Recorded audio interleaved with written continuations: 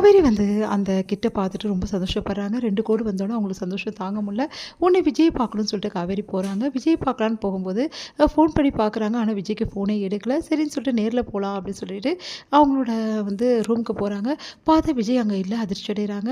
உடனே வந்து எங்க போயிட்டாரு இவரு அப்படின்னு சொல்லிட்டு வாசல்ல போய் பார்க்குறாங்க. விஜய் வருவாரான்னு சொல்லிட்டு அந்த டைம்ல கரெக்ட்டா மாமி மீட் பண்றாங்க. மாமி வந்து தண்ணியெல்லாம் செடிங்களுக்கு வந்து போட்டுட்ருக்காங்க. அப்போ வந்து "இங்க பாரும்மா விஜய் கிட்ட பேசுறத நிப்பாட்டிக்கோ. ஏன்னா விஜய் வந்து உனக்கு கல்யாணம் ஆகலன்னு நினச்சிட்டு உன்கிட்ட பேசிட்டு பழகிட்டு இருக்கான். உனக்கு கல்யாணம் ஆயிடுச்சுன்ற விஷயம் விஜய்க்கு தெரியல. உன்னை வந்து பொய்யான தாலி தான் போட்டிருக்கான்னு அவன் நினச்சிட்டு இருக்கான். அதனால தான் உன்கிட்ட இப்படிலாம் பண்ணிட்டு இருக்கான். அவனுக்கு உண்மையை சொல்லி புரிய வச்சு வேற ஒரு பொண்ணை பார்த்து கல்யாணம் பண்ணி வைக்கிறதுக்கு ஏற்பாடு பண்ணிடலாம். ஒன்றும் ப்ராப்ளம் இல்லை. அதனால நீ தாம்மா கொஞ்சம் ஒதுங்கி இருக்கணும் அப்படின்ற மாதிரி சொல்கிறாங்க. அதை கேட்டு காவேரி அதிர்ச்சி அடைகிறாங்க. இவர் ஏன் என் பேர் இப்படி டேமேஜ் பண்ணி வச்சிருக்காரு? எனக்கு கல்யாணம் ஆயிடுச்சு. நான் விஜய் கிட்ட வந்து பழகுறது வந்து யாரும் பழகுற மாதிரி தான் பழகுறேன் அப்படின்ற மாதிரி ஏன் சொல்லி வச்சிருக்காரு? இது ஏன் இப்படிலாம் பண்ணுறாரு? என் பேரை இப்படி கெடுத்து வச்சுட்டாரு.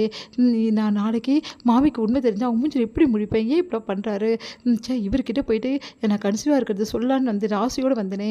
ஆனால் இவர்கிட்ட சொல்கிறது எந்த பிரயோஜனமும் கிடையாது. இவரெல்லாம் திருந்தவே மாட்டார் அப்படின்னு சொல்லிட்டு காவேரி டென்ஷனாகி வீட்டுக்கு போயிடுறாங்க. அடுத்து காவேரி வந்து ரொம்ப மனசு கஷ்டத்தோடயே இருக்காங்க.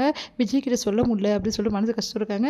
இங்கே வந்து விஜய் ரொம்ப சந்தோஷமாக வீட்டுக்கு வராரு. வீட்டுக்கு வந்தோன்னு வந்து காவேரிட்ட பேசணும்னு நினைக்கிறாரு. அப்போ மாமி கிட்ட பேசுகிறாரு. மாமி வந்து இந்த மாதிரி வந்து இங்கே பாருப்பா இதுக்கப்புறம் காவேரி கிட்ட கூட நீ பேசுறத கொஞ்சம் கம்மி பண்ணிக்கிறது நல்லது. அவள்லாம் உன்னை தேடி வந்திருக்கா அப்படின்னோன்னா அதிர்ச்சி அடைகிறாங்க. காவேரி என்னை தேடி வந்தாளான்னு. ஆமாம் தேடி வந்தா. நானும் சொல்லிட்டேன் இதுக்கப்புறமா வந்து ரொம்ப பேசாத விஜய் கிட்ட எதுக்கு அப்படின்னு. ஏன்னா நான் கிட்ட உங்ககிட்ட சொன்ன ஞாபகம் இருக்கா உனக்கு விஜய்? அவளுக்கு கல்யாணம் ஆயிடுச்சுப்பா. உண்மையான தாலி தான் போட்டிருக்கா. நீ தப்பாக நினச்சிக்க போற அப்படின்னு. மாமி நீங்கள் என்னென்ன சொன்னீங்க காவேரி கிட்டன்னொன்னே என்னப்பா நடந்த விஷயத்தெல்லாம் சொல்லி அவளுக்கு புரிய வச்சா அப்படின்னு அதிர்ச்சி அடைகிறாங்க. ஐயோ நான் மறுபடியும் தப்பு பண்ணிட்டேனே. இப்போ எப்படி காவேரி மூஞ்சில முடிப்பேன் அப்படி சொல்லிட்டு யோசிக்கிறார் விஜய். இங்கே வந்து காவேரி ரொம்ப டென்ஷனாக இருக்காங்க. அவங்க ஃப்ரெண்டு கால் பண்ணி கேட்குறாங்க. என்னடி என்ன ஆச்சு அப்படின்னோடனே உடனே வந்து நான் கன்சீவாக தாண்டி இருக்கேன் அப்படின்றாங்க. இந்த விஷயத்த விஜய் கிட்ட சொல்லலான்னு போனேன். சொல்லிட்டியாடி? அவர் ரொம்ப சந்தோஷப்பட்டிருப்பாரு. அவர்கிட்ட நான் சொல்ல போகிறது இல்லடி அப்படின்னோடனே அதிர்ச்சி அடைகிறாங்க. நீ என்னடி சொல்கிற? ஏன்டி சொல்ல மாட்டேங்கிற? அது வேற கதைடி. நான் நேரில் பார்க்கும்போது சொல்கிறேன். சரி அதுக்கப்புறம் என்ன பண்ணணும்டி? மட்டும் ஏதாவது தெரியுமா? இல்லடி நெட்டில் போட்டு பார்த்தேன். இதுக்கப்புறம் நம்ம டாக்டர் கிட்ட போயிட்டு ஃபர்தராக செக் பண்ணணும்னு போட்டிருக்கு அப்படின்னு. அப்படியா? சரிடி போய் செக் பண்ணிடலாம். ஒன்றும் பிரச்சனை இல்லை. நீ விஜய் கிட்ட சொல்லுடி. விஜய் தாண்டி கூட்டிகிட்டு போனோம் அப்படின்னா அதெல்லாம் நான் அவர்கிட்ட சொல்ல மாட்டேன். நீ வரியா இல்லையா அதை மட்டும் சொல்லு அப்படின்னு. சரிடி நான் வரேன்டி அப்படின்றாங்க. சரி நம்ம நாளைக்கு போகலாம் அப்படின்னு சொல்லிட்டு யோசிக்கிறாங்க. இங்கே வந்து காவேரிக்கு இருப்பே கொள்ளல யோசிச்சுட்டே இருக்காங்க. நாளைக்கு செக் பண்ணும்போது டாக்டர் என்ன சொல்லுவாங்க? குழந்தை நல்லா இருக்குன்னு சொல்லுவாங்களா? என்ன சொல்லுவாங்க அப்படின்னு சொல்லிட்டு வயிறு தொட்டு தொட்டு பார்த்து சந்தோஷப்பட்டுட்டு இருக்காங்க. காவேரிக்கு வந்து சாப்பாடு வந்து கொடுக்குறாங்க. ஆனால் காவேரியால் சாப்பிட முடியல. இல்லை எனக்கு வேணாம்னு சொல்லிட்டு காவேரி போய் படுத்துடுறாங்க. இவருக்கு உடம்பே சரியில்லை. என்ன ஆச்சுன்னே தெரியல. டாக்டர் கிட்ட காட்டணும்னு சொல்லிட்டு அவங்க அம்மா அவங்க அக்காலாம் பேசிகிட்டு இருக்காங்க. அதுக்கு முன்னாடி நம்ம டாக்டர் கிட்ட போயிட்டு வந்துடணும் அப்படின்னு சொல்லிட்டு காவேரி யோசிக்கிறாங்க. இங்கே வந்து காவேரியை பார்க்க முடியலன்னு சொல்லிட்டு விஜய் ரொம்ப கவலைப்படுறாரு. காவேரியை முதல்ல நாளைக்கு காலைல பார்த்துடணும். காவேரி ஏதோ கோவத்தில் இருக்காளா என்னன்னு தெரியல. இந்த மாமி ஏதோ குழப்பி விட்டுருக்காங்க அப்படின்னு சொல்லிட்டு விஜய் வந்து காவேரி பார்க்க வராரு.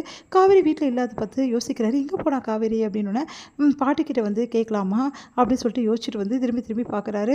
உடனே வந்து காவேரி வந்து வெளியே போயிருக்க விஷயத்த வந்து மாமி வந்து சொல்கிறாங்க. காவேரி இப்போ தான் எங்கேயோ வெளியே போனா அப்படின்னு சொல்லிட்டு இருக்காங்க. எங்கே போனா அப்படின்னாங்க. இல்லை அது ஏதோ ஃப்ரெண்டை பார்க்க போனா அப்படின்ற மாதிரி அவங்க வீட்டில் பேசிகிட்டு இருக்காங்க. ஓ அப்படியா அப்படி சொல்லிட்டு விஜய் தெரிஞ்சுக்கிறாரு. இங்கே காவேரியும் அவங்க ஃப்ரெண்டும் சேர்ந்து வந்து ஹாஸ்பிட்டலுக்கு போகிறாங்க. அங்கே போயிட்டு டாக்டர் வந்து மீட் பண்ணுறாங்க.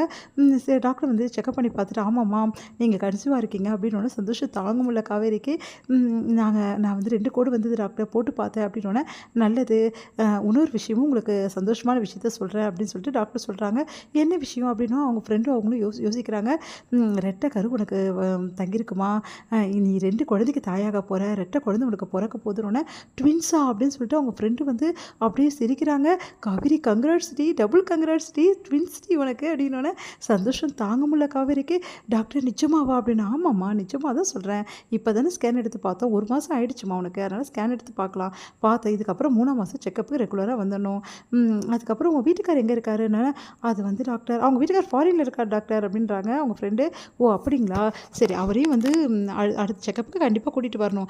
அடுத்த செக்கப்புக்கு அவரையும் கூட்டின்னு வரணுமா அப்படின்னு சொல்லிட்டு காவேரி யோசிக்கிறாங்க. ஏய் கங்க்ராட்ஸ் ட்வின்ஸ் பேபிடி அப்படி சந்தோஷமாக போகிறாங்க 2 பேரும்.